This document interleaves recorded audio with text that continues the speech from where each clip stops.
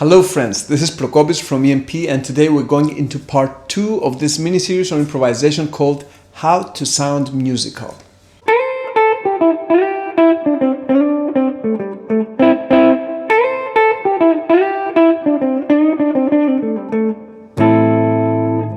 First of all, thanks to everyone who shared and commented on the previous lesson. Doing that helps me spread the word about EMP, so I really appreciate it.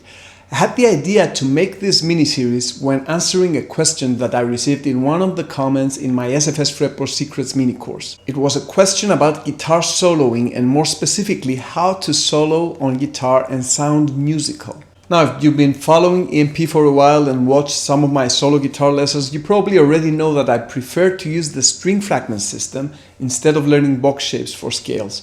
And the reason for that is exactly because SFS helps you to play more musically. It helps you connect to the sound of what you're playing. It helps you move freely around the guitar fretboard and produces more creative playing compared to what typically happens when you base your soloing on memorized box shapes. But as we said in the previous lesson, even with the flexibility of SFS, you do need some way to deliberately add new ideas and build a real improvisation language that sounds musical.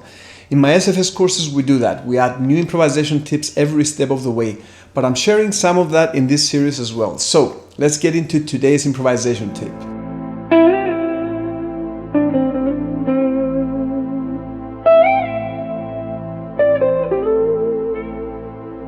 Sliding is a great way to add color to your playing, but it's also one of those things that people think they already know how to do, but really don't. Someone might say, I know how to slide, that's easy. But the true question is, can you do it without thinking about it? Do you use sliding as part of the storytelling? When we talk, we don't think about using verbs or correct syntax or grammar. The words just automatically come out to express what we want to express, most of the time anyway.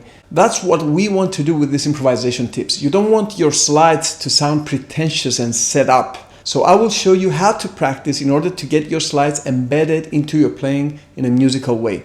Here are 3 steps to get this done. Number 1, choose a scale and a backing track. I highly recommend that you do this with a backing track because this way you get to hear the effect of what you're doing in a musical context.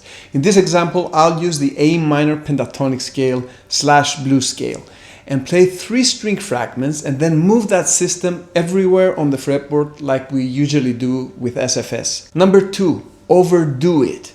Your goal is not to play a balanced solo. You want to focus 100% on sliding so that you master it as soon as possible. Number 3, try different fingers. For example, if I'm in this position and slide on SF3 using my first finger,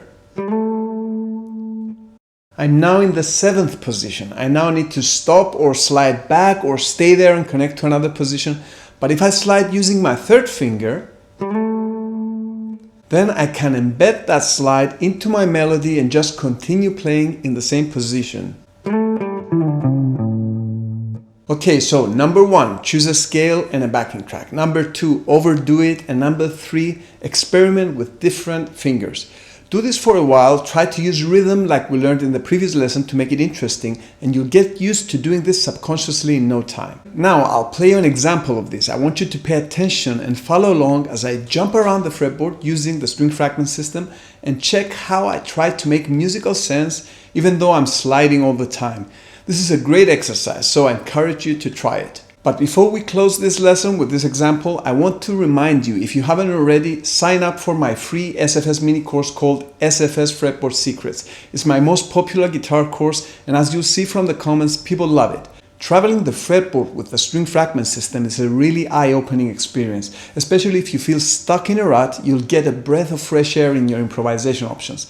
Just use the link below to sign up. It costs nothing and I believe you'll really enjoy it. So here's an example for sliding practice. Watch it carefully to the end and remember, enjoy your practice and be effective.